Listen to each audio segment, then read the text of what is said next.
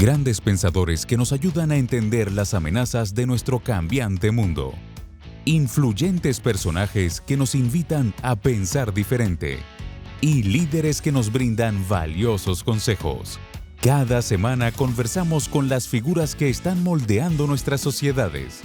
En esta edición especial de Efecto Naim, recogemos los mejores momentos de nuestra sección de entrevistas.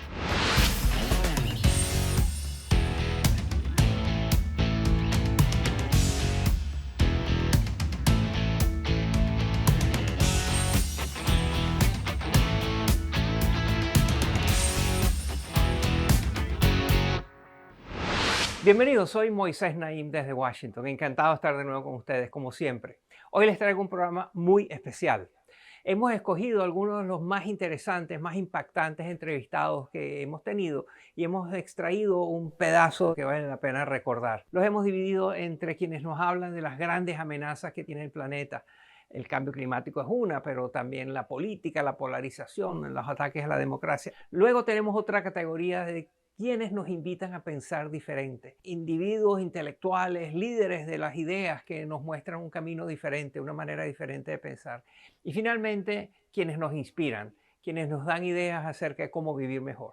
Comencemos con las grandes amenazas. La más importante, obviamente, es el cambio climático, que tiene consecuencias gigantescas, inéditas y transformadoras. Y esto nos lo explicó de una manera muy dramática el periodista David Wallace Wells, quien es autor de un libro que se llama El planeta inhóspito. Él muestra cómo las consecuencias son enormes y muy variadas. Inclusive dice que nuestra noción del tiempo va a cambiar a raíz del cambio climático. Miren. Tú has dicho que el cambio climático diluye el tiempo. ¿Qué significa eso? Well, I think climate change is so complicated. It unfolds. Bueno, creo que el cambio climático es muy complicado. Se desarrolla a lo largo de diferentes líneas del tiempo a la misma vez. Por ejemplo, el aumento del nivel del mar es uno de los impactos más comunes del cambio climático, pero también es de los más distantes. Es posible que si pasamos de los 2 grados centígrados de calentamiento, el nivel del mar ascienda incluso tanto como 80 metros. Pero eso ocurrirá durante miles de años, entonces es un cambio que probablemente ninguno de nosotros vaya a vivir. Y aún así está siendo determinado por las acciones que estamos tomando hoy. Y una vez pasemos un cierto punto con las capas de hielo de la Antártida y el Ártico, no podremos cambiar esa historia. Eso significa que durante los próximos 50 años podríamos estar literalmente dibujando el mapa del planeta de los próximos 500.000 años. Eso es un sentido del tiempo demasiado confuso y extraño. Por otro lado, hay líneas de tiempo mucho más cortas. Consideremos un ejemplo que uso con frecuencia, pero que me parece aterrador. La ciudad de Houston, en Estados Unidos, ha sido afectada por 5 tormentas que solo ocurren cada 500 años En solo 5 años. Estamos hablando de una tormenta que esperaríamos una vez durante todo este periodo de Estados Unidos. La llegada de los europeos, la construcción de la colonia, el genocidio de los indígenas, la revolución, la construcción de un imperio esclavista, la industrialización, la guerra civil, la Primera Guerra Mundial, la Segunda Guerra Mundial, la Guerra Fría, la era del imperio estadounidense, el fin de la Guerra Fría, el 11 de septiembre, la crisis financiera y la COVID-19.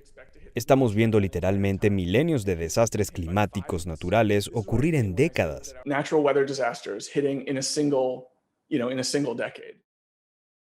Para contener y ojalá que poder revertir algunas de las nefastas consecuencias que nos muestra David Wallace Wells.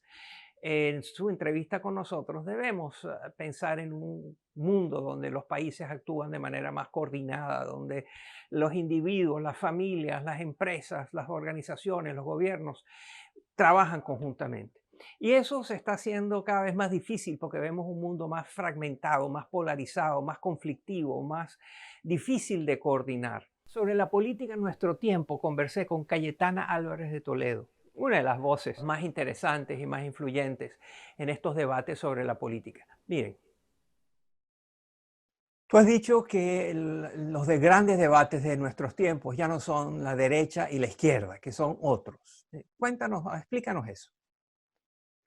Sí, yo creo que las categorías políticas han cambiado. Es decir, hemos vivido durante mucho tiempo en un mundo en que era bastante fácil dividirlo en 2 etiquetas, izquierdas y derechas. Y hoy la línea divisoria está realmente entre quienes defienden la democracia liberal, los grandes valores de la ilustración, de la modernidad política, y la libertad individual como eje, la igualdad ante la ley, el Estado de Derecho, la razón como solución a los problemas, y quienes están en el campo del tribalismo, del sentimentalismo, del populismo, de la infantilización, del nacionalismo. Si tuvieran que encontrar una palabra que define perfectamente dónde nos colocamos unos y otros, es la identidad, ¿no? Tony Judd tiene ese maravilloso trozo de sus memorias que empieza con "Identity is a dangerous word", ¿no? La identidad es una palabra peligrosa. Lo fue a principios del siglo XX, causó millones de muertos en Europa y en el mundo, y vuelve a hacerlo ahora. Yo creo que ese es el gran eje que divide, digamos, a quienes no somos identitaristas de quienes sí lo son. La tecnología está también en el centro de las transformaciones que están alterando nuestra manera tradicional de vivir, nos están creando oportunidades, pero también grandes dificultades. Nicholas Christakis es un muy famoso profesor. Él es el director del Laboratorio de la Conducta Humana de la Universidad de Yale. En ese laboratorio, por ejemplo, tienen una investigación acerca de cómo nuestras conductas cambian debido a la tecnología. Miren. When you talk to the Alexa and you want to know the weather, you say, "Alexa, what's the weather tomorrow?" Cuando le hablas al dispositivo Alexa de Amazon y quieres saber información sobre el clima, le dices, "Alexa, ¿cómo será el clima mañana?". No le dices, "Perdona la interrupción, Alexa. Por favor, ¿me podrías decir cómo será el clima mañana?". La máquina está programada para ser obediente y no tienes que ser cortés con ella. Lo que nos interesa es saber qué pasa, por ejemplo, cuando llega una Alexa a un hogar. Quizá los niños de esa casa aprendan a ser maleducados por la manera como se dirigen a Alexa. Entonces van al parque y son maleducados con otros niños. Me preocupa mucho que la llegada de la inteligencia artificial a nuestra sociedad vaya a cambiar no solo cómo interactuamos con la tecnología, sino cómo interactuamos con los demás. Entonces estamos haciendo muchos experimentos para tratar de entender cómo podemos programar a los robots y a la inteligencia artificial para ayudarnos a tratarnos mejor. Las grandes amenazas vistas por algunos de los más interesantes pensadores del mundo de estos tiempos. Les mostramos pequeños pedacitos de las entrevistas. Si las quieren ver completas, sin costo alguno, vaya a efectonaim.net. Ahí están todas, completas. Estas y muchas otras que también les van a interesar mucho. Al regresar a la pausa, pasamos de hablar de las grandes amenazas a las grandes nuevas ideas. Al regreso.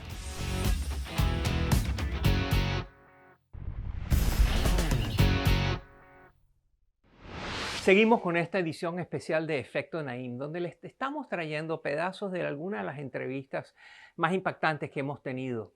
Este año nos acompañaron muchas figuras que nos ofrecieron maneras muy nuevas, muy diferentes, muy provocadoras de cómo pensar sobre viejos problemas.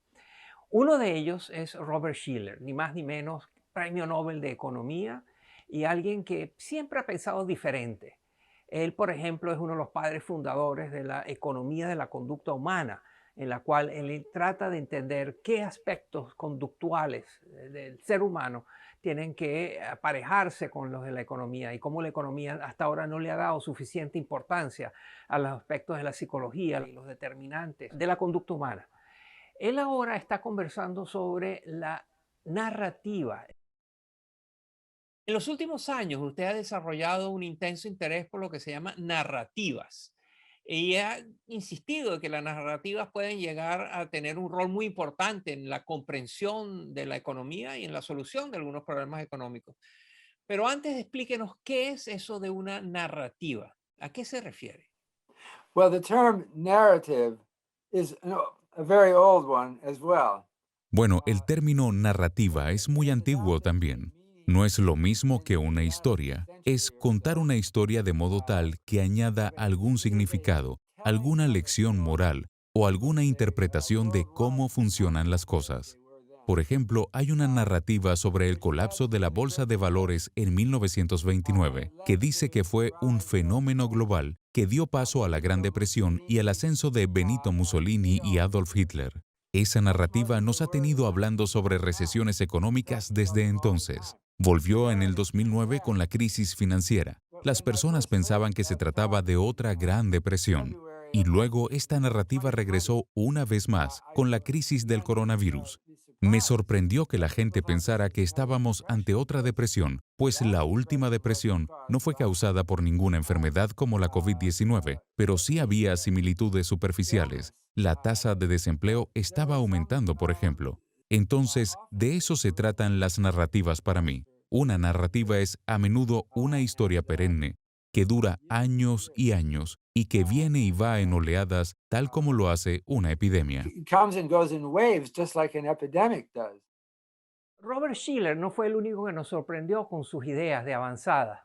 También entrevistamos a Margaret Macmillan.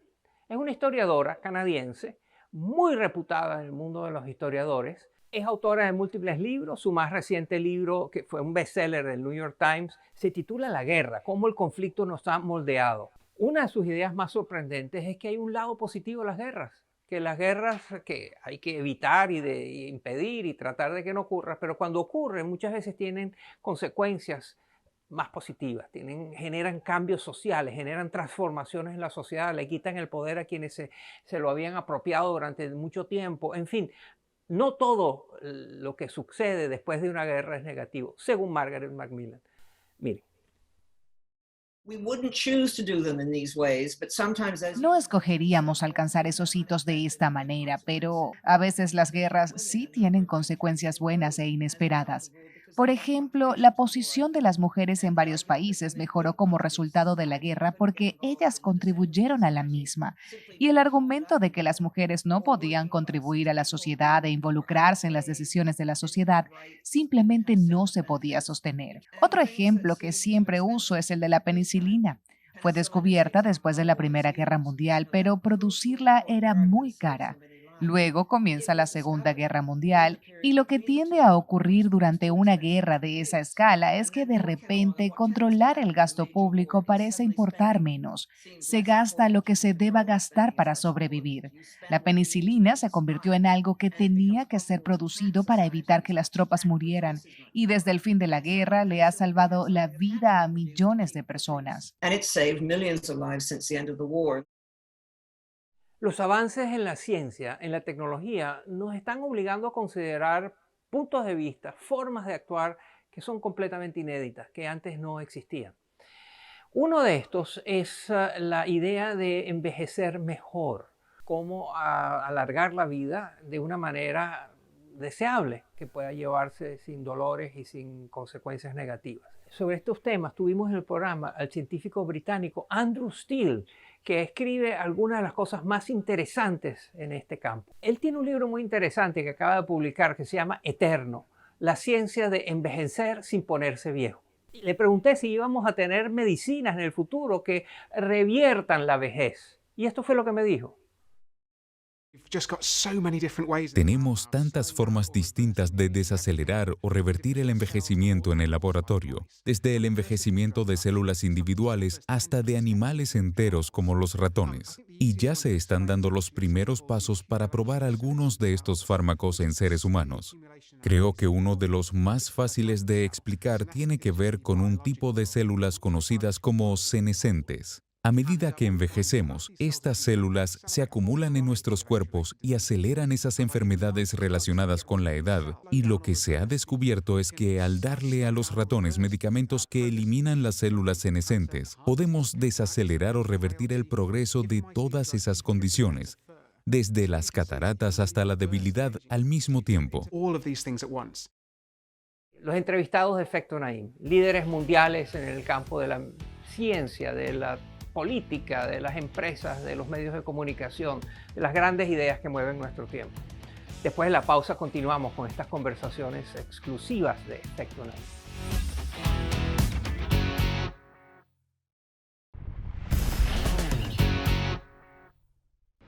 Continuamos con esta edición especial del programa, mostrándoles algunas de las frases memorables, las ideas interesantes de quienes hemos entrevistado este año.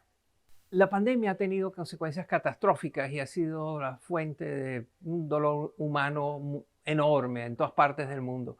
Pero hay quien dice que ha tenido también efectos positivos. Una de estas personas fue mi invitada, Joan Lippman. Ella es una periodista muy destacada, ha sido la subdirectora del Wall Street Journal, ha sido la directora de USA Today y algunas de las publicaciones más importantes del mundo. Ella está estudiando el tema de la reinvención, cómo los seres humanos se reinventan y añaden diferentes capacidades, exploran nuevas posibilidades y encuentran nuevos mundos que son diferentes a los que tenían. Esto le pregunté.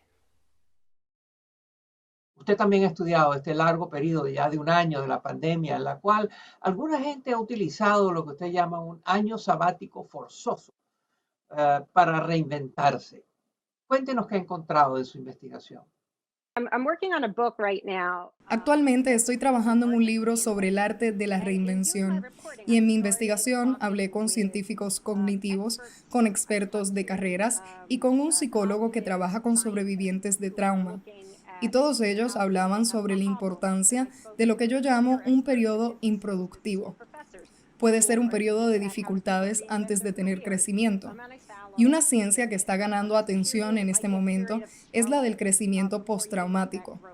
Cuando los científicos han entrevistado a personas que han sobrevivido catástrofes, terremotos, hambrunas o eventos como los atentados del 11 de septiembre, encuentran que en los años posteriores al trauma, entre el 40 y 50% de las personas han sido capaces de reevaluar, recalibrar, volver a dar prioridad a sus vidas y salir con una perspectiva más positiva.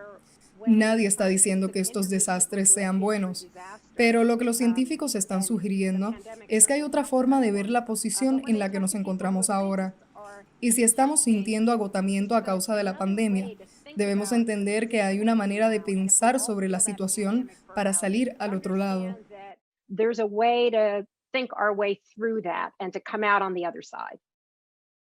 Otra persona que nos invitó a pensar de una manera diferente es uno de los psicólogos más influyentes del mundo. Se llama Adam Grant y es reconocido como alguien que ha revolucionado la manera de pensar sobre temas muy importantes que tienen que ver con psicología social, psicología dentro de las organizaciones, interacciones en grupos, etc. Su más reciente libro se titula Piénsalo otra vez, el poder de saber qué es lo que no sabes. Y de ese libro conversamos con él. ¿Por qué saber lo que no sabes es un poder? ¿Cómo es eso? I have seen a lot of companies fail and leaders fail. He visto a muchas compañías y líderes fallar no porque eran malos para pensar, sino porque eran malos para repensar. Se ataron demasiado a sus visiones y estrategias. Se enamoraron de la manera en la que siempre habían hecho las cosas. Luego el mundo a su alrededor cambió y ellos no se movieron lo suficientemente rápido para cambiar su forma de pensar. Yo creo que la habilidad de pensar de nuevo, la habilidad de cuestionarte a ti mismo, de revisar tus suposiciones, de reconsiderar algunas de tus decisiones pasadas, depende de saber aquello que no sabes. Necesitas la humildad intelectual para ser consciente de tu propia ignorancia, ¿cierto? Si estoy consciente de que no tengo las respuestas, es más probable que salga a aprender y repensar. I'm more likely to go out and learn and rethink. Los consejos y las percepciones de Adam Grant siempre son muy importantes y nos ayudan a pensar mejor o de otra manera acerca de qué somos y qué hacemos. Otro que nos invita a pensar qué somos y qué hacemos es Carlos Vives, uno de los cantantes más importantes, más queridos de América Latina. Con él hablé de estos temas y también de música. Miren. ¿Qué le recomendarías tú a una joven músico, a un joven músico que te admira mucho y que quiere tener una carrera parecida a la tuya? ¿Qué le recomiendas? Que busque la razón, esa razón importante, que piense mucho en la razón por la que hace las cosas, porque eso fundamentalmente le va a dar la fuerza para lograr lo que sueña. Que conecte con sus espíritus, los espíritus reales por los cuales quiere hacer música, por los cuales quiere actuar, por los cuales quiere comunicar, ¿sabes? Que busque esa identidad profunda, porque esa es la que le va a ayudar en todas sus batallas, que va a dar para lograr sus sueños. Esa identidad profunda, que es algo que le pertenece a él o a ella. Este negocio tiene mucho humo, ¿sí? Y la fama es llamativa, el dinero es llamativo, pero que encuentre en su corazón esa razón que va a ser la base donde va a construir algo muy importante. Muy importante. Carlos, queremos cerrar con una canción tuya. ¿Con cuál? Ay, es que contigo la vida tiene que ser de verdad. Tiene que sentirse lindo, ser en tu historia el galán y susurrarte al oído cuando te vuelva a encontrar. Mírame, quereme, sentate conmigo y contame tus penas cumbianas, tus sueños sublimes, contame. Se llama Cumbiana, Moisés, y es el amor que todos se merecen. Es el amor que todos se merecen. Puntos de vista sorprendentes, ideas asombrosas, ideas que nos preocupan, ideas que nos motivan y que nos enaltecen. Gente interesante con la cual conversamos en Efecto Naim y que está a su disposición sin costo alguno. Vaya a internet a efectonaim.net. Ahí están todas las entrevistas y mucho más. Y este ha sido el programa de hoy.